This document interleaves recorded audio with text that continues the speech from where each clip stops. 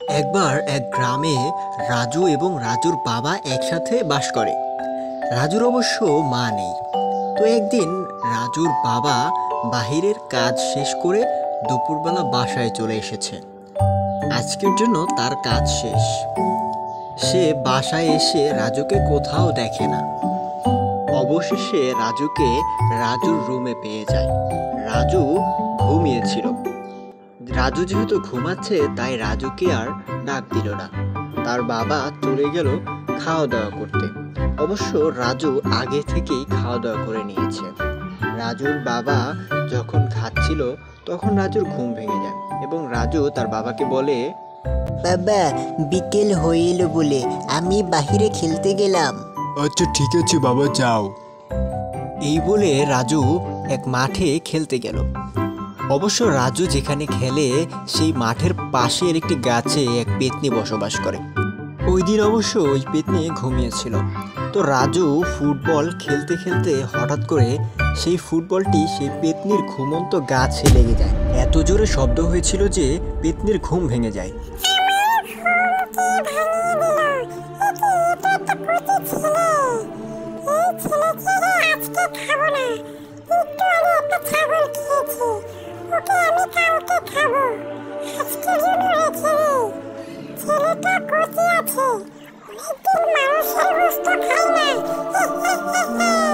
মাঠ থেকে একটু দূরে পাহাড়ের পাশেই এক তান্ত্রিক বসবাস করত। এই তান্ত্রিক অনেক ভয়াবহ। এই তান্ত্রিকের নাম হলো ভোম্বল তান্ত্রিক। এই ভোম্বল তান্ত্রিক এতই ভয়াবহ যে সে কোনো ভূত পেত্নীকে পেলে সেটাকে দিয়ে খারাপ কাজ করায় এবং এটা সম্পর্কে এলাকার সবাই জানে। এই পেতনি, তোকে আমি পেয়ে গিয়েছি। আজকে তুই বোতলে ঢুকে যা।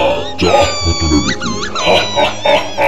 এই সব কিছুই দূর থেকে রাজু দেখছিল এবং এই তান্ত্রিক যখন অন্য একটি কাজে একটু দূরে গিয়েছে, তান্ত্রিক সেই বোতলটি তার বাসার কাছেই রেখে গিয়েছে এবং রাজু সেই বোতলটি নিয়ে সেই পেত্নীকে মুক্ত করে দেয়।